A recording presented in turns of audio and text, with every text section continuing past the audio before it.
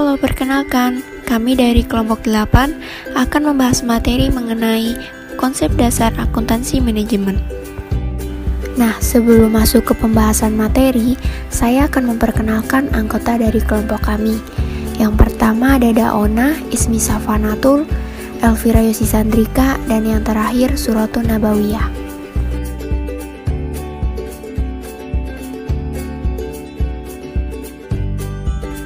Konsep dasar akuntansi manajemen. Menurut kalian, apa itu akuntansi manajemen? Nah, menurut Hansen dan Mowen, akuntansi manajemen merupakan proses mengidentifikasi, mengumpulkan, mengukur, mengklasifikasi, dan melaporkan informasi yang bermanfaat bagi pengguna internal dalam merencanakan, mengendalikan, dan mengambil keputusan. Dalam konsep dasar akuntansi manajemen, terdiri atas biaya dan objek biaya, di mana biaya merupakan kas atau setara nilai kas yang dikorbankan untuk mendapatkan barang atau jasa, dengan harapan dapat memberikan manfaat saat ini atau di masa depan bagi organisasi atau perusahaan. Sementara itu, objek biaya merupakan suatu entitas yang digunakan untuk mengukur dan membebankan biaya. Objek biaya dapat berupa seperti produk, pelanggan, departemen, proyek, aktivitas, dan berupa apapun yang digunakan untuk mengukur dan membebankan biaya. Selanjutnya ada pembebanan biaya. Pembebanan biaya secara akurat pada objek biaya sangat penting. Keakuratan adalah suatu konsep yang relatif dan harus dilakukan secara wajar dan logis terhadap penggunaan metode pembebanan biaya. Unsur utama dalam pengembangan pembebanan biaya yang akurat yaitu dengan ketertelusuran.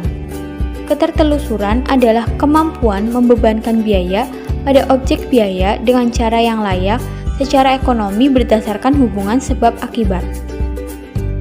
Ada 3 metode pembebanan biaya. Yang pertama, penelusuran langsung. Penelusuran langsung adalah proses pengidentifikasian atau pembebanan biaya yang berkaitan secara khusus dan fisik dengan suatu objek. Penelusuran ini sering dikerjakan melalui pengamatan secara fisik. Yang kedua, ada penelusuran penggerak. Penelusuran penggerak adalah penggunaan penggerak untuk membebankan biaya pada objek biaya. Penggerak diartikan sebagai faktor yang menyebabkan perubahan dalam penggunaan sumber daya dan memiliki hubungan sebab akibat dengan biaya yang berhubungan dengan objek biaya. Yang ketiga ada alokasi. Alokasi adalah pembebanan biaya tidak langsung pada objek biaya. Biaya tidak langsung adalah biaya-biaya yang tidak dapat dibebankan kepada objek-objek biaya, baik menggunakan penelusuran langsung maupun penggerak. Biaya produk dan jasa output mewakili salah satu objek biaya terpenting. Organisasi akan menghasilkan 2 jenis output, yaitu produk dan jasa. Produk adalah barang yang diproduksi dengan mengubah bahan baku dengan menggunakan tenaga kerja seperti tanah, pabrik, dan mesin. Kemudian jasa adalah pekerjaan atau sebuah aktivitas yang dilakukan oleh seorang pelanggan dengan menggunakan produk atau fasilitas perusahaan. Contohnya seperti penyewaan mobil, penyewaan video, asuransi, dan perawatan medis.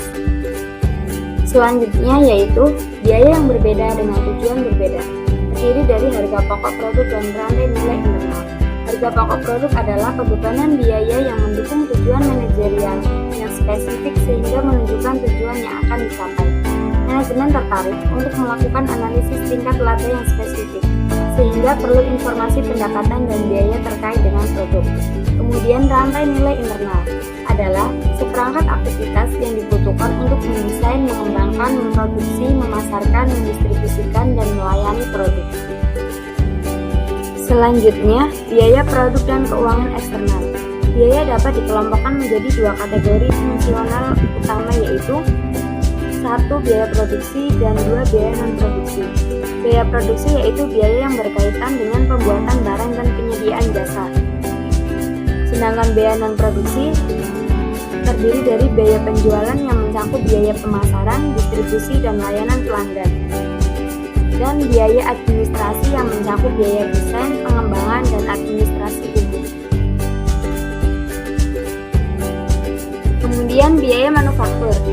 Biaya produksi dapat diklasifikasikan sebagai 1. Bahan baku langsung, 2. Tenaga kerja langsung, 3. Overhead pabrik. Dalam pelaporan keuangan eksternal, hanya ketiga elemen biaya ini yang dapat dibebankan kepada produk. Selanjutnya, biaya utama dan konversi. Biaya utama adalah jumlah dari biaya bahan baku langsung dan biaya tenaga kerja langsung. Kemudian biaya konversi adalah jumlah dari biaya tenaga kerja langsung dan biaya overhead.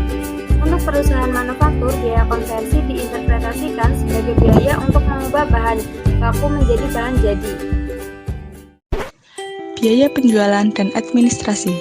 Pada biaya ini, tidak ada satupun yang dibebankan pada produk atau muncul sebagai bagian dari nilai persediaan yang dilaporkan pada neraca. Yang pertama ada biaya penjualan. Biaya penjualan adalah biaya yang diperlukan untuk memasarkan, mendistribusikan, dan melayani produk atau jasa. Kemudian yang kedua ada biaya administrasi. Biaya administrasi merupakan biaya yang berkaitan dengan penelitian, pengembangan, dan administrasi umum pada organisasi umum yang tidak dapat dibebankan pada pemasaran produksi. Selanjutnya ada laporan keuangan eksternal, yang di dalamnya terdapat laporan laba rugi perusahaan manufaktur. Dalam pendekatan biaya absorpsi, beban dipisahkan menurut fungsi, kemudian dikurangi dari penjualan untuk menghasilkan laba sebelum pajak. Yang pertama ada harga pokok produksi. Harga pokok produksi adalah total barang yang diselesaikan selama periode berjalan. Dan yang kedua ada harga pokok penjualan. Harga pokok penjualan merupakan biaya bahan baku langsung, tenaga kerja langsung, dan overhead yang melekat pada unit yang terjual. Kemudian ada sistem akuntansi manajemen. Sistem akuntansi manajemen dapat diklasifikasikan menjadi dua, yaitu yang pertama ada sistem akuntansi manajemen berdasarkan fungsi atau FBM, dan yang kedua ada sistem akuntansi manajemen berdasarkan aktivitas atau APM. Jantung atau elemen pusat dari model FBM adalah fungsi, sementara dari elemen model APM adalah aktivitas. Tinjauan biaya FBM merupakan biaya-biaya sumber daya yang dibebankan ke unit-unit fungsional dan kemudian ke produk. Sedangkan tinjauan biaya APM yaitu biaya yang dilacak untuk aktivitas dan kemudian ke produk. Selanjutnya ada tinjauan efisiensi operasional FBM, yaitu penyediaan informasi untuk perencanaan dan pengendalian adalah tujuan lainnya dari akuntansi manajemen. Sedangkan tinjauan efisiensi operasional APM merupakan manajemen yang berdasarkan aktivitas, fokus pada aktivitas manajemen dengan tujuan memperbaiki nilai yang diterima oleh pelanggan dan profit yang diterima dengan menyediakan nilai ini. Selanjutnya yaitu yang terakhir ada perbedaan FBM dan APM. Perbedaan berdasarkan fungsi atau FBM yang pertama yaitu ada penggerak berdasarkan unit, intensif dalam pengalokasian, perhitungan harga pokok produk secara sempit dan kaku, dan yang terakhir ada berfokus pada pengelolaan biaya. Selanjutnya yaitu perbedaan berdasarkan aktivitas atau APM. Yang pertama yaitu penggerak berdasarkan unit dan non-unit, dan yang kedua ada intensif dalam penelusuran.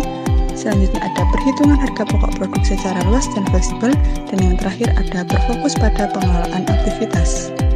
Sekian presentasi dari kelompok kami. Mohon maaf apabila banyak kekurangan.